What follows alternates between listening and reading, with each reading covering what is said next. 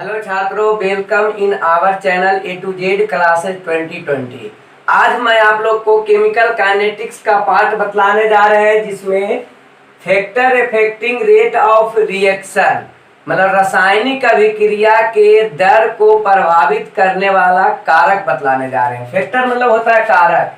तो रासायनिक अभिक्रिया के वेग को प्रभावित करने वाला कारक क्या होता है वो मैं आप लोग को बतलाने जा रहा हूं। मतलब फैक्टर इफेक्टिंग करना मतलब रेट ऑफ रिएक्शन को या तो डिक्रीज करे या तो इंक्रीज करना। इफेक्ट डालना मतलब वही होता है, जैसे आप लोग को कोई पर्सन आपको इफेक्ट कर रहा है, तो इफेक्ट करना मतलब क्या, आप लोग को क्या करेगा, वो तो या तो डिक्रीज करना चाह रहा है आपको या तो इंक्रीज करना चाह रहा है।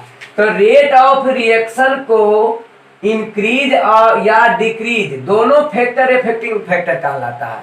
दोनों में से कोई एक क्रिया हो रही है, या तो इंक्रीज करने की या तो डिक्रीज करने का काम, दोनों में से कोई काम करेगा तो वो उसका इफेक्टिंग फैक्टर कहलाएगा। तो इफेक्टिंग फैक्टर आप लोग को समझ में आ गया क्लियर से कि क्या होने जा रहा है यहाँ पे।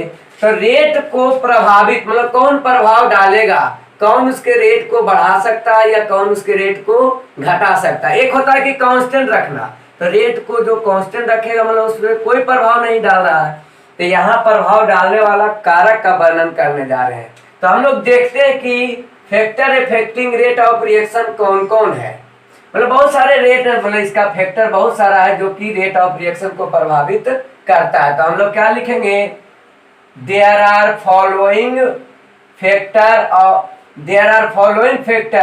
which affect the rate of reaction। या लिख सकते हैं कि अभिक्रिया के वेग को प्रभावित करने वाला निम्नलिखित कारक है। तो उसमें फर्स्ट हम आप लोग को बतलाने जा रहे हैं नेचर ऑफ रिएक्टेंट।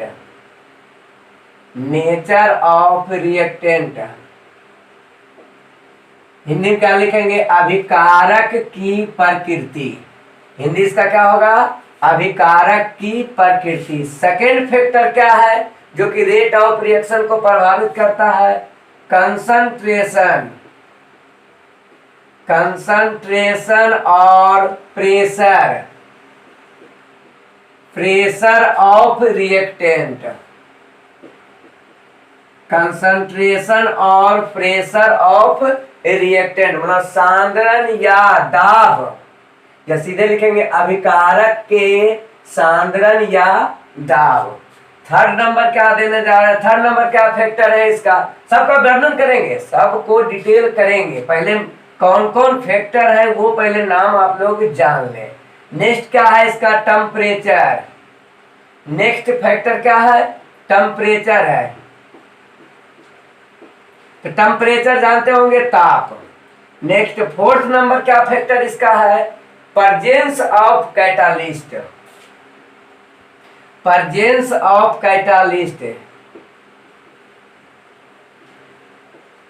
कैटालिस्ट मतलब उत्प्रेरक की उपस्थिति। हिंदी इसका क्या लिखेंगे, उत्प्रेरक की उपस्थिति। फिफ्थ नंबर में क्या कारक है इसका, तो effect of radiation.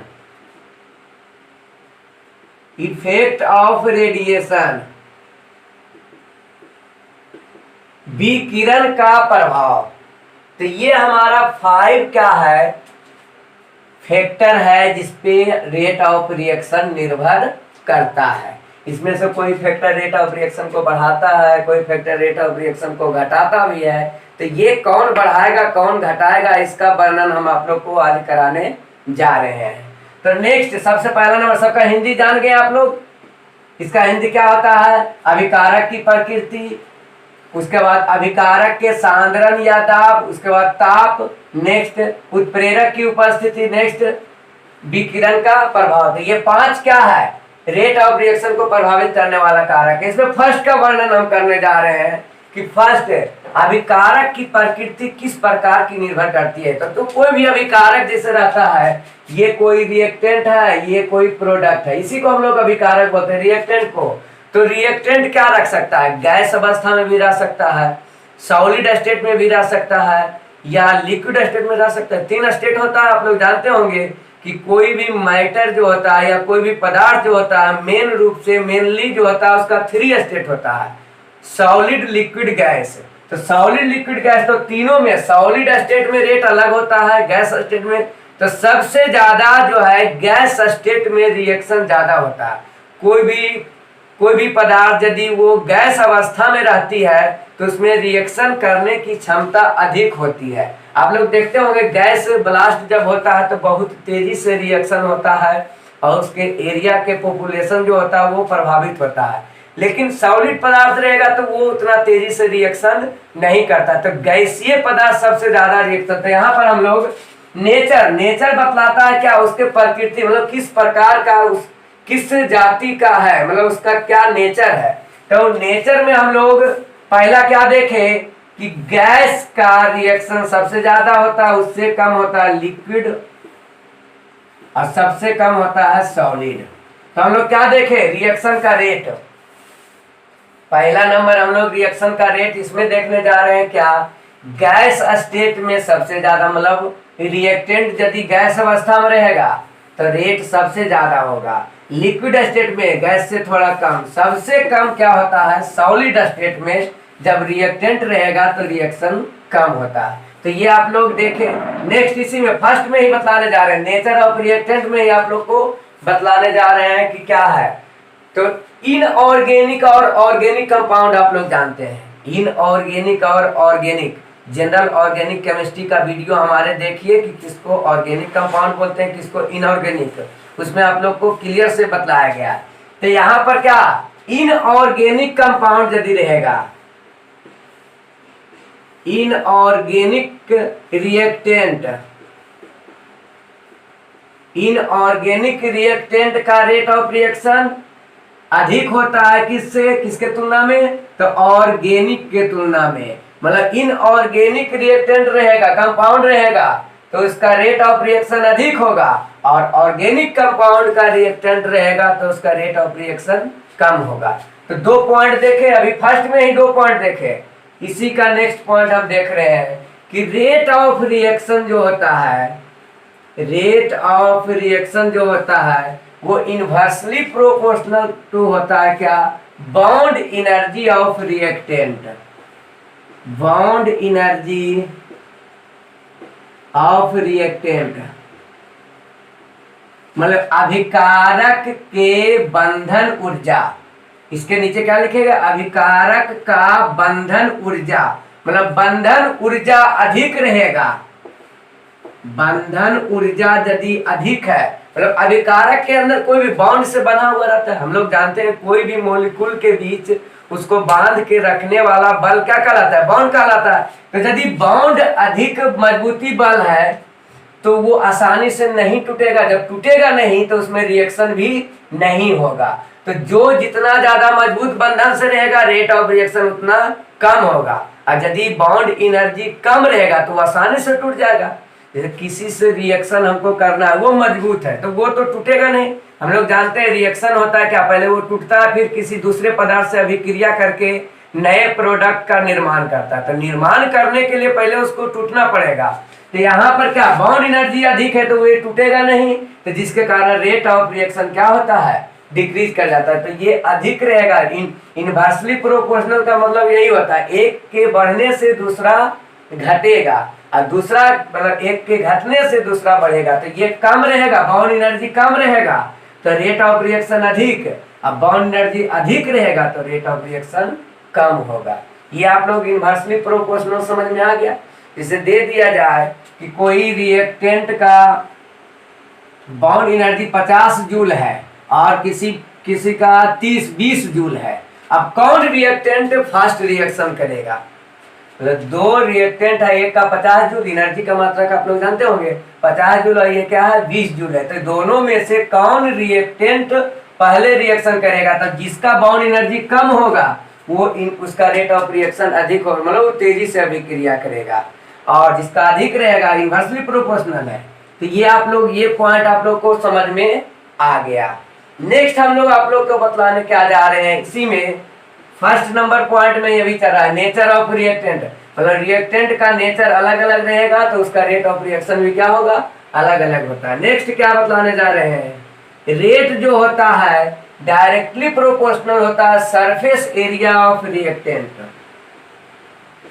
Surface area of reactant मतलब रिएक्टेंट के अभिकारक के पृष्ठीय सतह, इसका हिंदी क्या होगा, अभिकारक के पृष्ठीय सतह के समानुपाती होता है क्या, वेग। तो वेग होता है समानुपाती अभिकारक के पृष्ठीय सतह के। मतलब पृष्ठीय सतह क्या होता है वो हम बतलाने जा रहे हैं। तो एरिया, बाहर से जो एरिया, जैसे ये कलम है तो ये व्हाइट भाग ऊपर से जितना आप लोग को ये मुड़ा हुआ ये इसका पृष्ठीय सतह है। तो पृष्ठीय सतह यदि ज्यादा रहेगा तो रेट ऑफ रिएक्शन भी ज्यादा होगा। अब कोई पूरा एकदम कम्पैक्ट है, एक दूसरे से पूरा जुड़ के उसका पृष्ठीय सतह कम हो रहा है तो उसका रेट ऑफ रिएक्शन भी क्या होगा, कम। इसका एग्जाम्पल के लिए हम क्या करते हैं, आप लोग को एग्जाम्पल देते हैं। एक लकड़ी का टुकड़ा ले लीजिए, उसको जलाइए, आप उसको अनुभव कीजिए कि वो कितना तेजी से जल रहा है। नेक्स्ट उसी लकड़ी को बुरादा बना दीजिए, मतलब छोटे छोटे टुकड़े में बदल दीजिए पाउडर के तरह। अब उस पाउडर को जलाइए, उसी लकड़ी के टुकड़ा को, बोलिए कौन तेजी से जलेगा। तो क्या आप लोग क्या अनुभव करेंगे, तो जो लकड़ी का छोटा छोटा टुकड़ा बटा हुआ रहेगा वो तेजी से जलेगा। क्यों, क्योंकि वो बट गया है तो उसका सरफेस एरिया फैल गया है, मतलब सरफेस एरिया अधिक हो गया, जिसके कारण उसमें रेट ऑफ रिएक्शन मतलब कंबसन मतलब दहन की क्रिया उसमें तेजी से होगा। और यदि कंपैक्ट रहेगा, सरफेस एरिया कम रहेगा तो रेट ऑफ रिएक्शन भी उसमें क्या होगा, कम रहेगा। जैसे एक कॉपी को, एक किताब, जैसे पूरे किताब को यदि हम जलाते हैं, दहन करते हैं तो वो तेजी से नहीं जलेगा, लेकिन उसका एक एक टुकड़ा बिखेर दीजिए, अब उसको जलाइए तो एक ही बार में टोटल जल जाता। तो क्या पता चला, अलग अलग बांट दिया उसके पेज को तो उसमें क्या हो, सरफेस एरिया इंक्रीज कर गया। लेकिन पूरा बंडल ऑफ बुक था, मतलब बुक का पेज पूरा एक साथ था तो उसका सरफेस एरिया कम था। तो सरफेस एरिया क्या पता चला, सरफेस एरिया अधिक होगा तो रेट ऑफ रिएक्शन भी क्या होगा, अधिक होगा। तो ये हमारा 1 2 3 4 पॉइंट था नेचर ऑफ रिएक्टेंट से। नेक्स्ट हम आप लोग को सेकेंड पॉइंट समझाने जा रहे हैं। क्या, इसको प्रत्येक पॉइंट को आप लोग को लिख लेना है। नेक्स्ट पॉइंट क्या है सेकेंड नंबर में, concentration of presence of reactant, मतलब अभिकारक का सांद्रण या दाब। तो रेट क्या होता है, रेट डायरेक्टली प्रोपोर्शनल होता है कंसंट्रेशन के, मतलब रिएक्टेंट का कंसंट्रेशन जितना अधिक होगा, सांद्रण अधिक होगा तो रेट भी क्या होगा, अधिक होगा। मतलब ज्यादा मात्रा में रहेगा तो सरफेस एरिया ज्यादा रहेगा, तो ऐसे ही रिएक्शन ज्यादा होगा। सिंपल सा आप लोग को समझना है कि ज्यादा मात्रा में कंसंट्रेशन मतलब उसका सांद्रण मतलब क्या है, मात्रा कितना है, तो कंसंट्रेशन ज्यादा रहेगा तो सरफेस एरिया भी तो ज्यादा रहेगा, तो उसमें रेट भी क्या होगा, रेट ऑफ रिएक्शन ज्यादा होगा। नेक्स्ट थर्ड नंबर पॉइंट क्या देखने जा रहे हैं, टेम्परेचर। टेम्परेचर क्या होता है, तो rate of reaction directly proportional होता है क्या, टेम्परेचर के। तो टेम्परेचर, एक चीज आप लोग को, आप एक कंसेप्ट आप लोग को देने जा रहे हैं कि रिएक्शन होता कैसे है। तो जब हम लोग रिएक्शन करवाते हैं, मतलब प्रोडक्ट को हम लोग रिएक्शन करने के लिए अप्लाई करते हैं उसको, तो रिएक्टेंट का जो मोलिक्यूल्स होता है, मतलब छोटे छोटे अणु या आयन जो होता है वो आपस में टक्कर करता है, और टक्कर करने के कारण एक नया प्रोडक्ट का निर्माण करता है। जितना अधिक टक्कर होगा, कोलिजन थ्योरी जानते होंगे आप लोग, तो कोलिजन जितना अधिक होगा मॉलिक्यूल्स का उतना ज्यादा रेट ऑफ रिएक्शन होगा। टकराने से आपस में जुड़ता है या तो बिखरता है, तो ये विखंडन, यदि बिखर रहा है तो विखंडन अभिक्रिया, जुड़ रहा है तो संयोजन अभिक्रिया कहलाएगा, एडिशन रिएक्शन। तो क्या हम लोग देखें, टेम्परेचर यदि इंक्रीज करता है तो कोलिजन अधिक होगा, मतलब टक्कर अधिक होगा। तो यहाँ rate of reaction, temperature increase कर रहा है तो कोलिजन अधिक होगा, अब कोलिजन अधिक होने से रेट ऑफ रिएक्शन भी क्या होगा, मतलब रेट ऐसे जनरली हम लोग मेन थ्योरी यही है, कोलिजन के अनुसार रेट क्या होता है, डायरेक्टली प्रोपोर्शनल कोलिजन। और टेम्परेचर जो होता है, टेम्परेचर डायरेक्टली प्रोपोर्शनल भी कोलिजन का होता है। तो टेम्परेचर इंक्रीज करेगा, मतलब ताप बढ़ेगा तो क्या होगा, टक्कर भी अधिक होगा, टक्कर अधिक होने से रेट का भी क्रिया अधिक होगा। तो ये आप लोग समझ गए। फोर्थ नंबर पॉइंट हम देखने जा रहे हैं क्या, प्रेजेंस ऑफ कैटलिस्ट। कैटलिस्ट अब दो प्रकार का होता है, एक होता है पॉजिटिव कैटलिस्ट, मेन रूप से दो, बहुत सारे कैटलिस्ट का और प्रकार है। फिफ्थ चैप्टर में आप लोग को पूरा कैटलिस्ट का वर्णन करवाया जाएगा। तो कैटलिस्ट मेनली दो प्रकार के होते हैं, पॉजिटिव कैटलिस्ट, एक नेगेटिव कैटलिस्ट। तो पॉजिटिव कैटलिस्ट जो होता है रेट ऑफ रिएक्शन को बढ़ाता है, और नेगेटिव कैटलिस्ट जो होता है रेट ऑफ रिएक्शन को घटाता है। तो इस पॉइंट में आप लोग को मेनली जानना क्या है कि रेट जो होता है इनवर्सली प्रोपोर्शनल होता है एक्टिवेशन एनर्जी। तो आप लोग को कैटलिस्ट से पहले समझना पड़ेगा एक्टिवेशन एनर्जी। एक्टिवेशन एनर्जी जो कि इस चैप्टर के एंड में आप लोग को पढ़ाया जाएगा। तो एक्टिवेशन एनर्जी क्या होता है, तो जिस एनर्जी पे कोई भी रिएक्शन स्टार्ट होती है उस एनर्जी को हम लोग एक्टिवेशन एनर्जी कहते हैं। सिंपल, क्या समझे, जिस एनर्जी पर रेट ऑफ रिएक्शन स्टार्ट होगा उस एनर्जी को हम लोग क्या बोलते हैं, रेट। एक सिंपल एग्जांपल देते हैं एक्टिवेशन एनर्जी का। आप लोग, बच्चा जब जन्म लेता है तो वो क्या तुरंत चलने लगता है, नहीं चलता। क्यों? क्योंकि उसके पास एनर्जी उतना नहीं रहता है कि वो अपने पैरों पर खड़ा हो सके। तो धीरे धीरे वो बड़ा होता है, खाता पीता, उसका एनर्जी इंक्रीज करता है। तो एनर्जी बढ़ते बढ़ते, तो जितना एनर्जी आने के बाद वो चलने लगा तो वही उसका क्या हो गया, वो चलने का एक्टिवेशन एनर्जी। मतलब कितना एनर्जी वो गेन किया कि वो क्या होगा, चलने लगा। तो वही है यहाँ पर भी, कोई भी रिएक्शन जब होती है तो डायरेक्ट रिएक्शन होने नहीं लगता, उसको एनर्जी चाहिए। तो जितना एनर्जी आने के बाद रिएक्शन स्टार्ट हो गया वही उसका क्या कहा जाएगा, एक्टिवेशन एनर्जी। तो एक्टिवेशन एनर्जी यदि ज्यादा रहेगा तो रेट ऑफ रिएक्शन कम होगा, क्योंकि वो ज्यादा एक्टिवेशन एनर्जी ज्यादा ले रहा है। तो बहुत एनर्जी देने के बाद वो अभिक्रिया शुरू करेगा। और एक्टिवेशन एनर्जी कम है तो कम एनर्जी ही दिए कि वो चलने लगा। तो हम लोग को क्या होता है, तो रेट जो होता है इनवर्सली प्रोपोर्शनल होता है एक्टिवेशन एनर्जी का। अब यहाँ पर तो क्या होता है, पॉजिटिव कैटलिस्ट के बारे में हम लोग को बताना है। तो एक होता है पॉजिटिव कैटलिस्ट और एक होता है नेगेटिव, मतलब धनात्मक उत्प्रेरक और ऋणात्मक उत्प्रेरक। तो क्या होता है, धनात्मक उत्प्रेरक जो होता है, एक क्या लिखेंगे हम लोग, धनात्मक उत्प्रेरक देकर डैश करेंगे, अब लिखेंगे धनात्मक उत्प्रेरक एक्टिवेशन एनर्जी को घटाता है एवं रेट ऑफ रिएक्शन को बढ़ाता है। तो ये आप लोग समझ गए, धनात्मक क्या होता है, रेट ऑफ रिएक्शन को इंक्रीज करता है। ऋणात्मक एनर्जी में आप लोग को क्या लिखना है, ऋणात्मक कैटलिस्ट एक्टिवेशन एनर्जी को बढ़ाता है एवं रेट ऑफ रिएक्शन को घटाता है, मतलब डिक्रीज करता है। तो ये हमारा क्या था, 4 पॉइंट देखे, इफेक्टर इफेक्टिव। 5वां पॉइंट क्या है, इफेक्ट ऑफ रेडिएशन। जिससे बहुत सारे अभिक्रिया जो होता है, प्रकाश संश्लेषण जिसे अभिक्रिया क्या है, विकिरण। विकिरण रेडिएशन मतलब विकिरण, मतलब सूर्य का प्रकाश से फोटोन निकलता है, वही विकिरण। बहुत सारे फोटोन, तो विकिरण वही हुआ। मतलब लाइट को हम लोग विकिरण बोलेंगे, वो सूर्य प्रकाश हो चाहे ये बल्ब का, ट्यूब का, जो भी लाइट हो, तो ये विकिरण कहलाता है। तो कुछ रासायनिक अभिक्रिया जो होता है, सूर्य प्रकाश जब जितना ज्यादा मतलब उसको मिलेगा तो वो रासायनिक अभिक्रिया होगी, नहीं तो नहीं होगी। तो इसमें क्या हम लोग लिखेंगे 5th नंबर पॉइंट में, कुछ वेग या कुछ अभिक्रिया के वेग विकिरण के अवशोषण से बढ़ जाता है। मतलब विकिरण के उपस्थिति में रेट ऑफ रिएक्शन क्या होता है, इंक्रीज करता है। लेकिन कुछ ही, जो बहुत पे कुछ प्रभाव नहीं पड़ता है। जैसे आप लोग फोटोसिंथेसिस पढ़े होंगे, प्रकाश संश्लेषण की क्रिया। जैसे पौधे में फल, प्रकाश नहीं लगेगा तो प्रकाश नहीं रहेगा तो फल उसमें उत्पन्न हो सकता है, नहीं हो सकता है। तो यहाँ पर क्या देखें, वो प्रकाश संश्लेषण की उपस्थिति में क्रिया कर रहा है। तो ये क्या था हमारा, रेट ऑफ रिएक्शन को प्रभावित करने वाला कारक। आप लोग को शायद पूरा अच्छी तरीका से समझ में आ गया होगा, नहीं समझ में आया तो हमारे कमेंट में आप लिख के उसको और डिटेल से समझ सकते हैं।